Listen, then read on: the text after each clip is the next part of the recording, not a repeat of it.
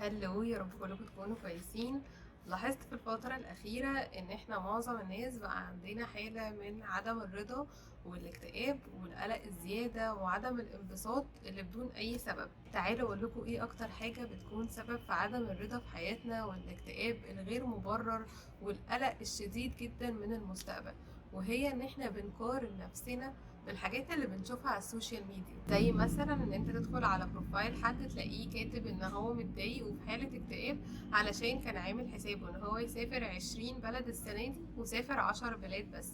او تلاقي واحدة منزلة بروبوزل اتعمل لها ومبسوطة قوي بخطيبها او جوزها ايا كان، وقد ايه هو مفيش زيه في الدنيا. وواحدة تالتة تكون منزلالك ان دايما بتخرج وبتروح اماكن جديدة وتشتري حاجات حلوة قوي وتشتري حاجات غالية قوي. فتلاقي نفسك واقف في النص اللي هو ايه ده، هو انا فين من كل ده؟ ده انا حياتي فاشلة خالص، ده انا اصلا مش عارف اعمل اساسيات الحياة الطبيعية. تحس ان الناس دي حياتها دايما مبسوطة وسعيدة، وان انت حياتك ما فيهاش اي احداث، وان حياتك فاشلة ودايما على طول متضايق ومختلف. فتبدأ تسأل نفسك، هو انا ليه ما عنديش الحياة دي؟ ليه ما عنديش الانبساط ده؟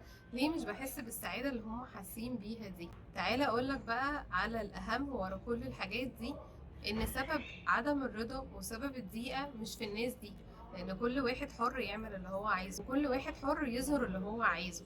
المشكلة بتكون فيك انت، لان انت اخدت مشهد من فيلم وحكمت ان هو الفيلم كله، حكمت ان هي القصة كلها، بالرغم ان ده مجرد مشهد بس. مفيش حد هينزل على السوشيال ميديا شكوته او ألمه في الحياة او وجعه في الحياة ايه، او الحاجات اللي ناقصاه في الحياة ايه. كلنا في حياتنا عموما او على السوشيال ميديا بنوري للناس الجزء اللي احنا عايزين هم يشوفوه.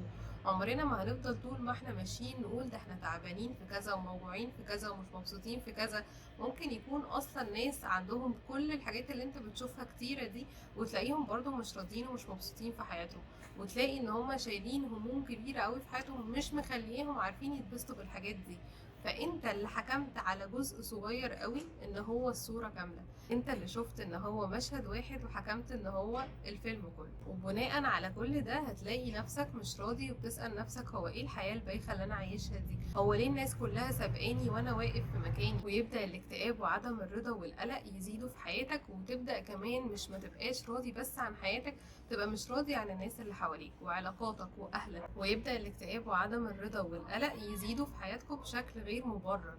بالعكس هتلاقي كمان ان انت مش راضي على العلاقات اللي حواليك، حتى اقرب الناس اي تصرف بيعملوه انت ما تبقاش راضي عنه، ويبقى عندك عدم رضا عن اي نعمة حواليك ومش شايف اصلا ان هي نعم في حياتك. ومين قال ان الناس دي فعلا حياتها بيرفكت اللي انا بناء عليها احط تقييم لحياتي ان هي مش حلو؟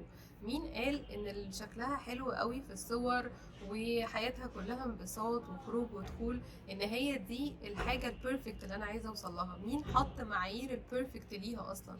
هتلاقي ان انت اللي حاطط معايير اللي قدامك اصلا ملهاش اي اساس، وبناء على المعايير دي حكمت على حياتك ان هي ملهاش اي لازمه، وان انت فاشل وده هيسبب لك اكتئاب وهترجع لورا خطوات كتيره جدا. اهم حاجه لازم تبقوا واخدين بالكم منها، ان المقارنه اللي انا بعملها دي اعملها لحاجه تخليني احسن فعلا، مش حاجه تحبطني وتحسسني ان انا قليله قوي وتحسسني ان حياتي دي فاشله وملهاش اي معنى. لو انت فعلا عايز تعلى لقدام، اعلى لقدام عشان نفسك، مش تعلى لقدام علشان انت شايف واحد حياته كلها مبسوطه وسعيده وخروجات ومعاه فلوس كتيره قوي، فانت تقول لا ده انا عايز ابقى زيه. لا، انت اعمل ده عشان انت عايز ده.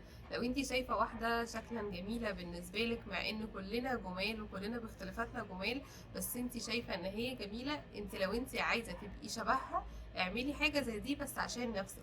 لو انت عايزه ان انت تخسي علشان صحتك اعملي كده، بس مش تخسي عشان انت عايزه تبقي زي اللي انت شايفاها عشان دي قدوتك. لان ساعتها حتى يوم ما توصلي للنقطه دي انت مش هتكوني راضيه عن نفسك، لان انت كنتي عاملاها علشان حاجه شفتيها بس مش حاجه مؤمنه بيها من جواكي.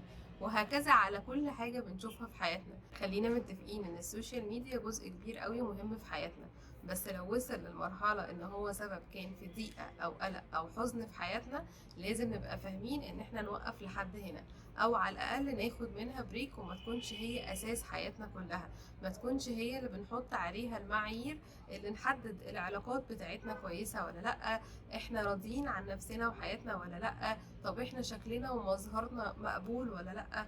ما ينفعش تكون هي المعايير اللي احنا بنحدد عليها اي حاجة في حياتنا او في علاقاتنا او في الشكل اللي احنا عايزين نكونه في المستقبل بتاعنا. اشوفكم يوم تاني ان شاء الله.